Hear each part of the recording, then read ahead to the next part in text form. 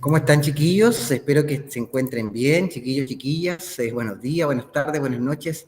Siempre parto con esto porque no sé en qué momento del día se conecta usted para ver esta clase virtual, esta cápsula educativa que grabamos, ¿cierto? Para que sea más fácil, más dócil el trabajo virtual desde su casa.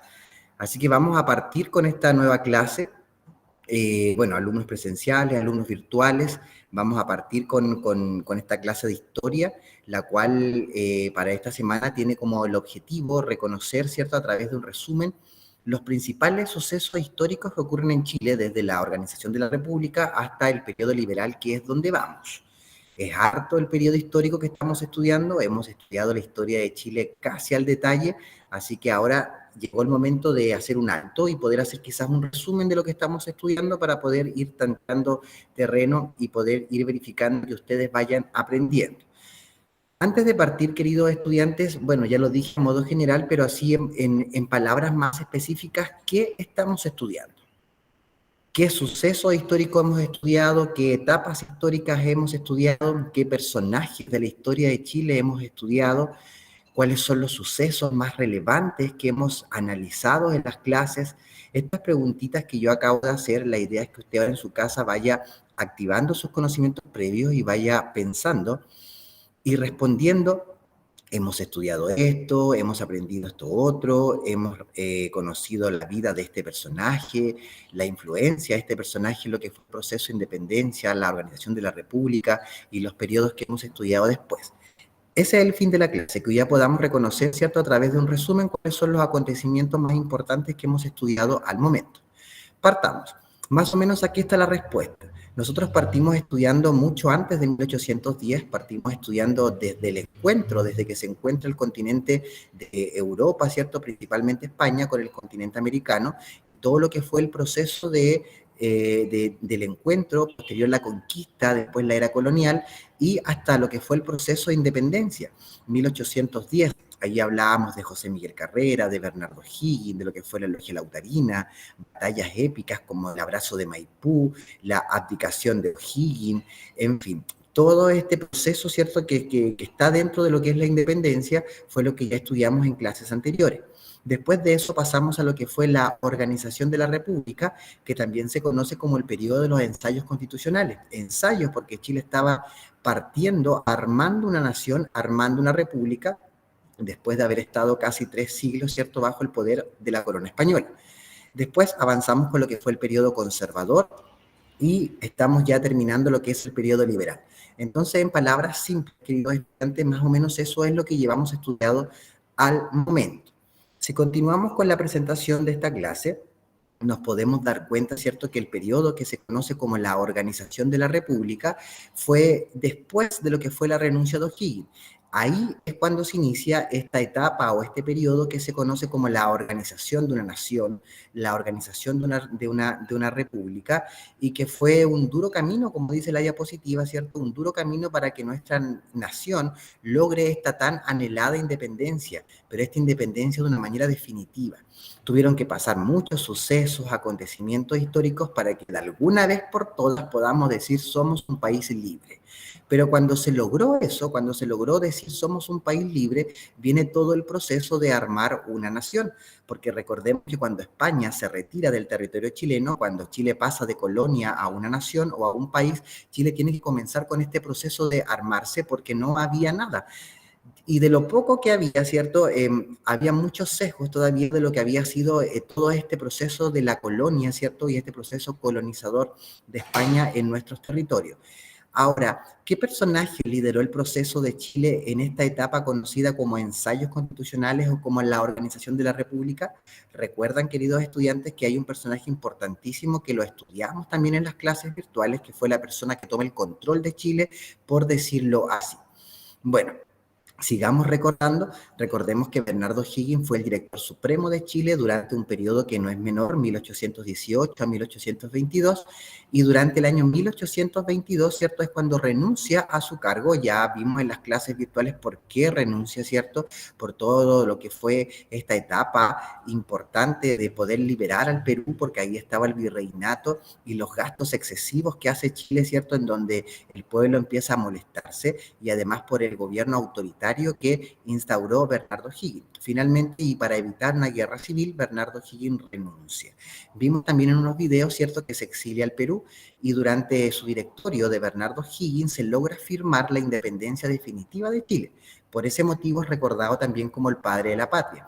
Y si ustedes ven un poquito más abajo está esta épica batalla de Maipú y el abrazo de Maipú entre Bernardo Higgins y el general San Martín, quien presta ayuda, ¿cierto?, a través de esta unión de la logia lautarina, que se iban a ayudar en todo lo que era el proceso de independencia.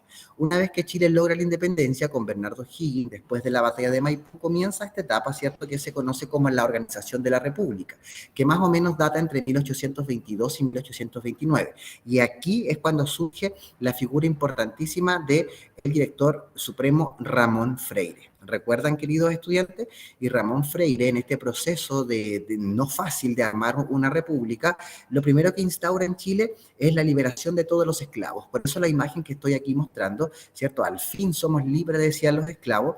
Pero, alumnos, es importante recordar aquí que anterior a Ramón Freire, José Miguel Carrera ya había dictado una ley, la ley de libertad de vientre, que esta ley básicamente decía que todos los niños que nazcan de ese periodo en adelante iban a ser libres. No obstante, los que ya habían nacido continuaban como esclavos. Por eso, la liberación de todos los esclavos o el fin de la esclavitud se le reconoce a Ramón Freire, porque él los libera a todos. Y además, dentro de este periodo de la organización de la República, ocurre este hito importante de lo que fue la incorporación de la isla de Chiloé al territorio nacional. Recordemos que en algunas clases virtuales dijimos también que los últimos soldados españoles estaban aquí radicados en Chiloé. Muy poca ayuda recibían de España porque ya los chilenos habían logrado sacar a los españoles. No obstante, en ese lugar quedaban todavía algunos españoles. Y Ramón Freire, ¿cierto?, decide incorporar, atacar a este grupo de españoles para sacarlos de esa enorme isla y poder incorporar la isla de Chiloé a territorio nacional, que hoy en día, orgullosamente, Chiloé es parte de nuestro territorio. Y aquí, ¿cierto?, se libraron estas batallas importantes, como la batalla de Pudeto o la batalla de Bellavista, y finalmente con el Tratado de Tantauco es cuando la isla de Chiloé se incorpora a este territorio nacional. Ramón Freire, en un comienzo para poder ordenar Chile, ¿cierto?, redacta o escribe una de las primeras constituciones de Chile, una constitución cortita, pero una constitución importante, porque recordemos que en una constitución se redactan las leyes y de alguna otra manera las leyes ordenan a un territorio. Y esta constitución se conoce como la Constitución Moralista de 1823, ya que no quería escapar como de los conceptos de la moral, de los valores, de la virtud, y poder quizás ir armando un Estado, una nación libre bajo estos conceptos. Ramón Freire en 1829 ya empieza a llegar al fin de lo que es este periodo, porque aquí es cuando se empiezan a formar estos partidos políticos, ¿cierto?, completamente antagónicos y distintos. Por un lado los conservadores pelucones y por otro lado los liberales pipiolos. Y estos partidos políticos, ¿cierto?, entran lamentablemente en una guerra civil, que también estudiamos ese concepto de guerra civil, que es la batalla del Ircay. Y en la batalla del Ircay ganan los conservadores, por ende los conservadores ahora toman el control de Chile. 30 años duró este periodo, de 1831 a 1861, en donde aquí contamos con 3 presidentes. Recordemos, alumnos, que cada uno de estos presidentes estuvo presente 10 años en el poder, y por esa razón también se conocen como los decenios presidenciales. 10 años cada presidente y fueron 3. Y aquí podemos ver la gestión de José Joaquín Prieto, quien fue presidente de Chile entre 1831 y 1841, y básicamente su gobierno se caracteriza por la promulgación de otra constitución, que a la vez es una de las más importantes en Chile, porque fue la que duró más tiempo, de 1833 a 1925, y se conoce como la Constitución de 1833. Después tenemos al presidente Manuel Bulnes, de 1841 a 1851, y este presidente básicamente se caracteriza por ampliar el territorio nacional, ya que con el presidente Bulnes, ¿cierto?, se incorpora la región de Magallanes a nuestro territorio, Punta Arenas, Puerto Natales, Porvenir y todas estas localidades que hoy en día se encuentran ahí, y además empieza la colonización de lo que es una parte importante del sur de Chile, ¿cierto?, la colonización alemana desde Valdivia, Puerto Varas, Puerto Octay, todos estos sectores que hasta los días de hoy tenemos la influencia alemana en estos lugares. Y los gobiernos conservadores terminan con Manuel Montt entre 1851 a 1871, y uno de los tantos hitos importantes, ¿cierto?, uno quizás de los más relevantes porque nos llega a nosotros directamente, es la fundación de la ciudad de Puerto Montt, nuestra ciudad. Ahora, este periodo conservador es un periodo que se caracteriza por varias cosas. Aquí los invito a mirar las imágenes. Por ejemplo, recordemos que los conservadores hablaban de instaurar en Chile un gobierno extremadamente autoritario. Los conservadores decían que no podemos dar libertades a Chile si antes no ordenamos un país. Y para poder ordenar un país es que ellos redactan esta constitución de 1833, en donde le dan un poder casi absoluto a lo que es la imagen del presidente de la República. El presidente de la República debía ser una persona autoritaria, una persona que hable fuerte, que ordene el país y que tenga amplios poderes, ¿cierto?, dentro del Estado. Por esa razón, aquí hablamos también de lo que fue la figura de Diego Portales, quien no fue presidente, fue ministro, pero de alguna otra manera fue la persona que estuvo detrás de los presidentes para poder formar un Estado autoritario y un Estado que de alguna otra manera ordene a un país que necesitaba un orden después de haber estado casi 300 años bajo una corona española. Dentro también de las características de los conservadores, mire la imagen que dice Iglesia y Estado, era porque los conservadores tratan de imponer en Chile, ¿cierto?, un gobierno que vaya de la mano con la Iglesia, un gobierno que vaya de la mano con esta institución eclesiástica, que las leyes también vayan de la mano con la Iglesia para poder formar un Estado más moralista. Y además, ¿cierto?, aquí miren las otras imágenes, el Fuerte Bulnes con el presidente Bulnes, porque se incorpora esta región de Magallanes y el Fuerte Bulnes justamente está dentro de esta región, dando a entender que aquí es donde se libran estas batallas épicas para poder incorporar a la región de Magallanes al territorio nacional. Y esa estatua que está abajo, que yo sé que muchos de ustedes la han visto, muestra lo que el inicio de lo que es la colonización alemana. Ahí vemos, ¿cierto?, a una persona que está indicando con el dedo una familia que viene llegando, avancen más por allá, quizás indicándole que por ahí pueden estabilizarse. Y bueno, también coloqué la imagen de la Escuela República Argentina, porque esta escuela, que a la vez es la escuela más antigua en Puerto Montt, se crea dentro de lo que es este periodo conservador.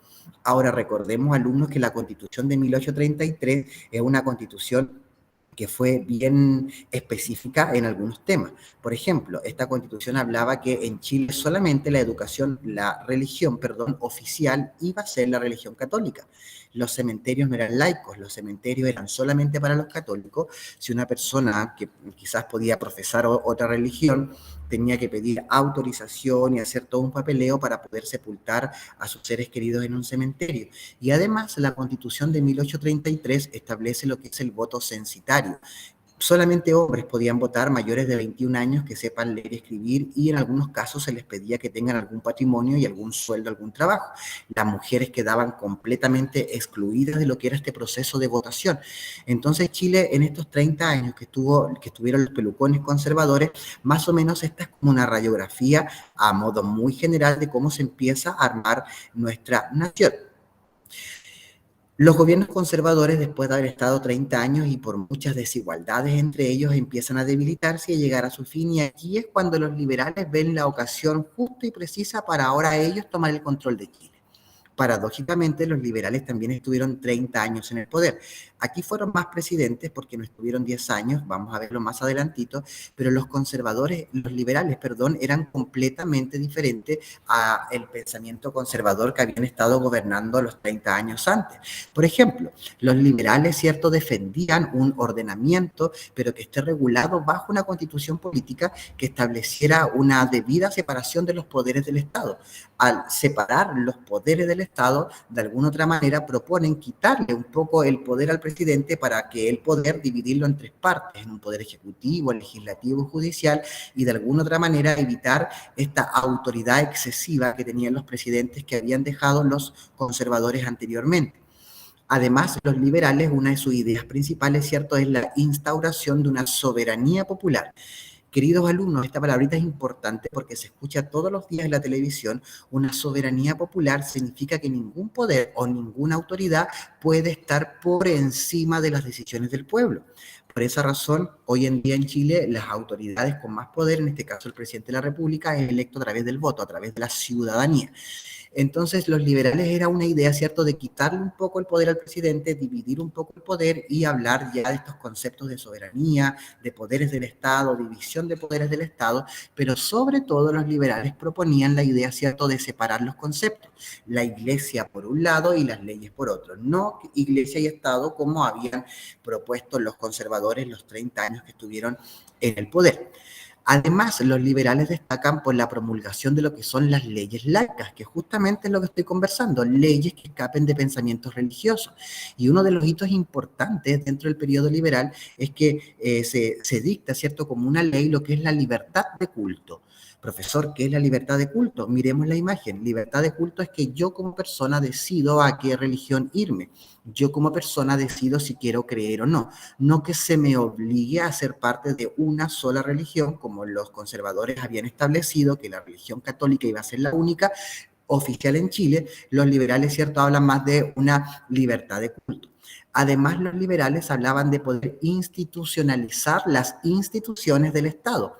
Por ejemplo, que si una persona nace no sea necesario ir a inscribir una iglesia, sino creemos un registro civil, creemos un matrimonio civil, que los cementerios sean laicos, sean para todos y poder fomentar lo que es una libertad religiosa y poner fin a lo que es el fuero eclesiástico.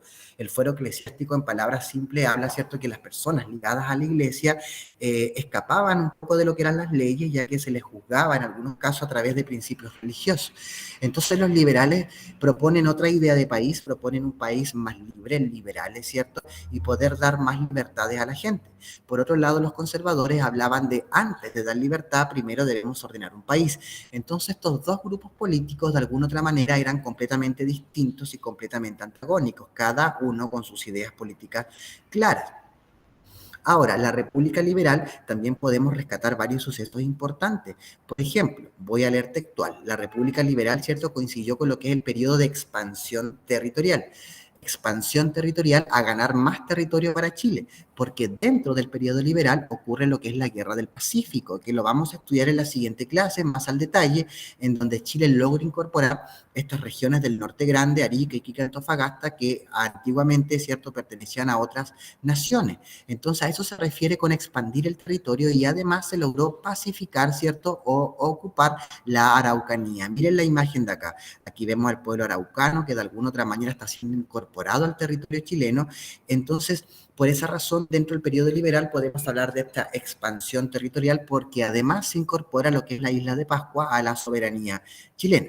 Aquí podemos darnos cuenta que tanto conservadores como liberales proponen una idea de país distinta, pero a ambos periodos, ¿cierto?, podemos rescatar algunas cosas importantes como la que hemos mencionado.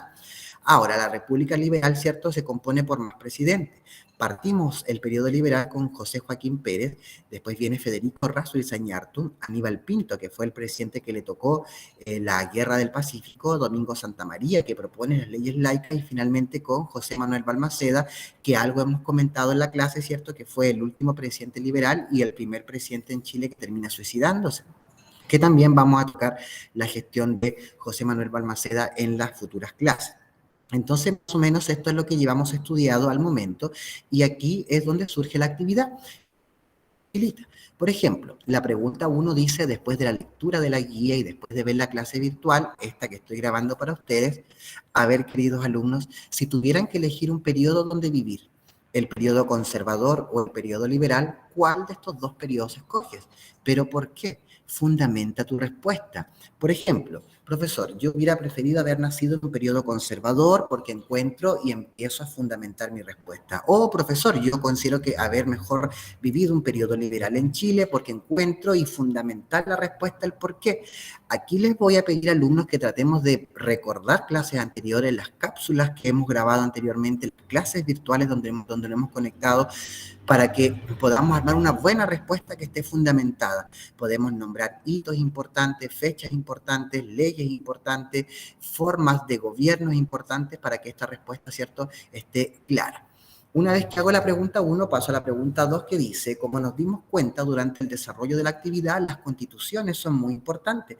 Miren, Ramón Freire hace una constitución pequeña, la Constitución Moralista de 1823. Los conservadores vuelven a hacer una constitución de 1833. Los liberales mantienen la constitución de 1833, solamente le hacen reforma a algunos artículos, pero ambos, ¿cierto?, mantienen lo que es una constitución. ¿Por qué una constitución es importante? Y la pregunta dice, ¿qué crees que podría pasar si un país no tiene una constitución? También fundamentame la respuesta, ¿qué pasaría si un país no cuenta con una constitución? Este tema es muy importante porque hoy en día en Chile estamos viviendo un proceso histórico importante, ¿cierto? Que es redactar una nueva constitución. ¿Qué pasaría entonces si un país no cuenta con constitución? Y aquí quiero que usted haga una respuesta buena, como excelentes alumnos que son. Y la última pregunta dice, completa esta tablita, ¿cierto? Con 3 logros o avances que tú consideres que son importantes, señalando además por qué son importantes estos eventos. Por ejemplo, 3 eventos del gobierno conservador que usted considere que fueron importantes y escribe el evento y por qué considera que es importante. Y 3 sucesos ciertos históricos que hayan ocurrido en el periodo liberal que usted también considera importante y lo fundamenta el por qué. Después de haber hecho este resumen, ya la próxima clase vamos a hablar un poquito de lo que fue la Guerra del Pacífico, de lo que fue el fin de los gobiernos liberales con el presidente Balmaceda. Aún nos queda clase, aún nos queda tiempo, así que ánimo, queridos estudiantes, cada vez queda poco para que terminemos esta meta y este año escolar. Así que eso sería la cápsula educativa. Este video ahora lo subo a mi canal de YouTube para que usted lo pueda ver, lo pueda compartir, dejar un comentario si gusta, suscribirse a mi canal porque estoy generalmente siempre subiendo videos. Así que eso sería éxito en el trabajo, que les vaya muy bien y nos vemos en la siguiente conexión. No se olviden ir haciendo sus actividades, enviando las actividades para que podamos de alguna u otra manera concluir este año escolar. Así que me despido, que tengan una buena semana y nos vemos en la siguiente conexión. Adiós.